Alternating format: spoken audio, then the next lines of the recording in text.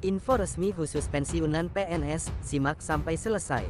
Sri Mulyani ingin reformasi pensiun, muncul desakan hapus jatah DPR.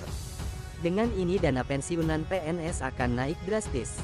Jakarta, Menteri Keuangan Sri Mulyani Indrawati pernah blak-blakan soal uang pensiun menjadi beban buat negara. Pernyataan itu disampaikan Sri Mulyani Indrawati dalam rapat dengan Komisi 11 DPR, Rabu tanggal 24 Agustus tahun 2022. Sri Mulyani pun ingin reformasi dalam urusan uang pensiun yang selama ditanggung APBN. Reformasi di bidang pensiun saat ini menjadi sangat penting, ujar Sri Mulyani. Jika kondisi ini dibiarkan terus-menerus, maka akan menjadi risiko jangka panjang.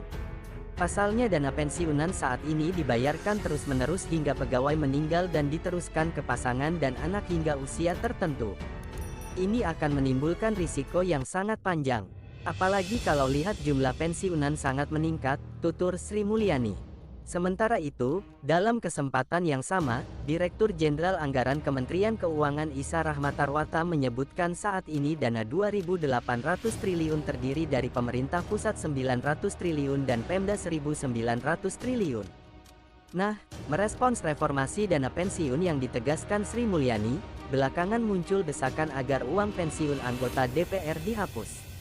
Salah satunya dari ex-Menteri Kelautan dan Perikanan Susi Pujiastuti menjadi salah satu tokoh yang mendukung hal ini. Dukungannya untuk menghapus pensiunan wakil rakyat disuarakan lewat akun Twitternya, @susipujiastuti. Yes, support Ibu SMI 100%, cuit Susi menanggapi sebuah tautan berita nasional soal usulan penghapusan uang pensiun DPR MPR, dikutip Detikcom pada Jumat tanggal 2 September tahun 2022. Susi juga sebelumnya mengomentari pemberitaan terkait skema pensiunan PNS yang mau dihapus. Malah menurutnya para mantan menteri seperti dirinya juga tak perlu diberikan jatah pensiun. Mantan Sekretaris Kementerian BUMN Said Didu juga meminta uang pensiun anggota DPR dihapus. Melalui akun Twitternya @mesaid_didu, dia menilai uang pensiun yang diterima wakil rakyat kelewat besar dan tidak adil bila dibandingkan dengan pensiunan PNS. Misalnya, seseorang mulai jadi PNS di umur 25 tahun dan pensiun di umur 60 tahun. Artinya, selama 35 tahun penuh orang tersebut membayar iuran pensiun. Sementara wakil rakyat, cuma kerja 5 tahun, bayar iuran pensiun hanya 5 tahun, namun jatah uang pensiunnya hingga seumur hidup. ASN masuk umur 25 tahun, pensiun umur 60 tahun, 35 tahun bayar iuran, menerima pensiun hanya 10 tahun.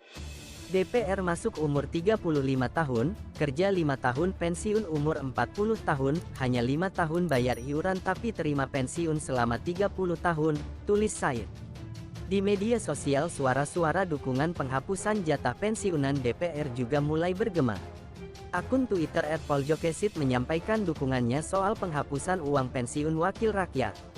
Pensiun DPR juga sekalian ini Bu hapus, kerja gak pernah capai target 5 tahun aja tapi dapat uang pensiun seumur hidup, bisa diwarisin juga, cuit akun tersebut.